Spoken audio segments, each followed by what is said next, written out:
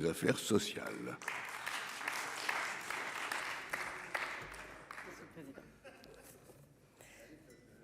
Je ne pensais pas que je faisais rire dès le départ.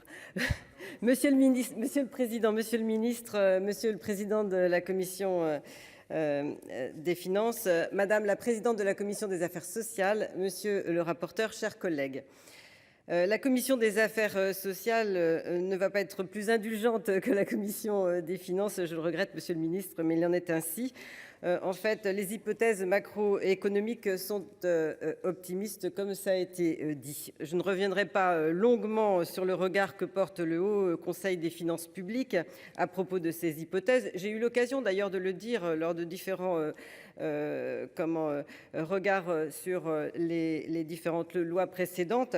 Le Haut Conseil considère que la prévision de croissance effective est effectivement très élevée. Elle est de 1,7% en moyenne sur la période 2025-2027 pour ce qui concerne, et notamment pour ce qui concerne la hausse prévue de la consommation.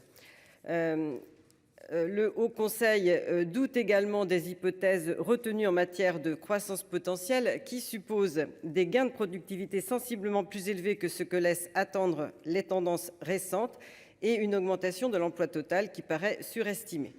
Alors, au-delà de l'avis du Haut Conseil, Monsieur le Ministre, comment ne pas retenir l'avertissement que constitue la récente dégradation de la note de la dette française de AA à AA- par l'une des principales agences mondiales de notation, Fitch. Alors, j'ai eu l'occasion ce matin de voir la chronique de Bertille Bayard dans le Figaro. Elle dit « Tout le monde se fiche de Fitch ». Apparemment, c'est un peu votre idée puisque vous vantez la notation de l'agence Moody's, qui vous semble plus correcte par rapport à l'appréciation qui pourrait être portée sur les comptes publics. Mais vous pourriez d'ailleurs nous préciser, Monsieur le Ministre, si vous anticipez des conséquences de cette évolution pour les conditions de financement des administrations publiques. C'est en tout cas sur la base de ces incertitudes qu'il convient de lire les prévisions du gouvernement relatives aux administrations de sécurité sociale, ce qu'on appelle communément les ASSO, qui figurent dans le programme de stabilité. En termes de solde, il est prévu que les ASSO consolident leur contribution positive au solde public au cours des années à venir.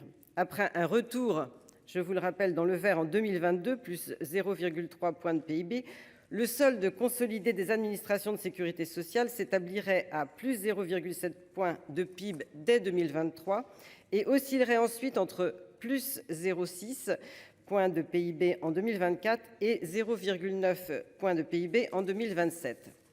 Il est important, il me semble, de rappeler qu'il s'agit d'un solde de toute administration de sécurité sociale, plus large donc que le périmètre des lois de financement de la sécurité sociale qui, je vous le rappelle, ne sont pas dans le même état. Ce solde positif est d'ailleurs largement tiré par des organismes en dehors de ce périmètre. La CADES, en tout premier lieu, qui est l'amortissement de la dette, puisque l'amortissement de la dette sociale est enregistré comme un bénéfice, ce qui est assez paradoxal. L'assurance chômage, sous l'effet de la diminution du nombre de demandeurs d'emploi dont l'ampleur devra tout de même être vérifiée, mais dont on se réjouit, je pense, les uns et les autres, et les organismes complémentaires de retraite, notamment l'Agirc-Arrco.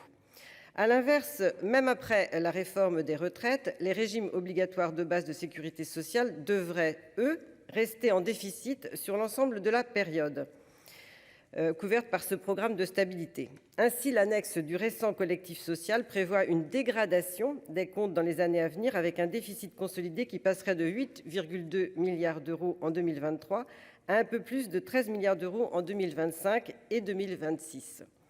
Dans ces conditions, Monsieur le Ministre, comment gérer cette nouvelle accumulation de déficit alors même que le plafond de transfert à la CADES a été atteint ?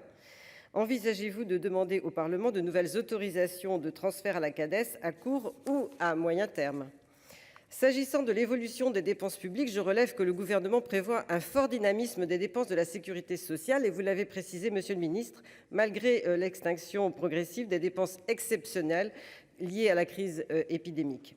Mais cette extinction devrait être plus compensée par la progression des prestations sociales liées à l'inflation, en particulier les pensions de retraite et les prestations familiales.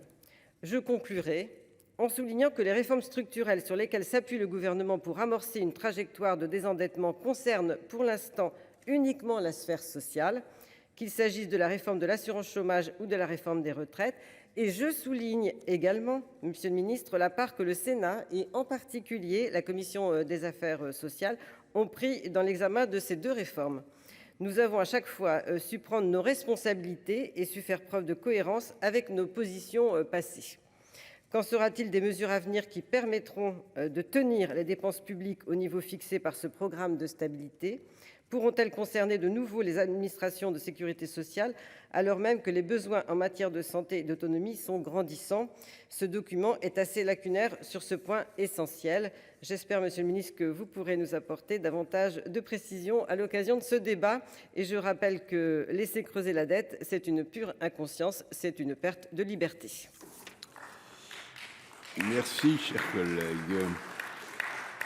Nous entamons la suite du débat dans laquelle je souligne que la plupart des orateurs disposent d'un nombre de minutes assez restreint et qu'il serait évidemment préférable qu'ils s'y tiennent. Le premier est Monsieur Pascal Savoldelli pour le groupe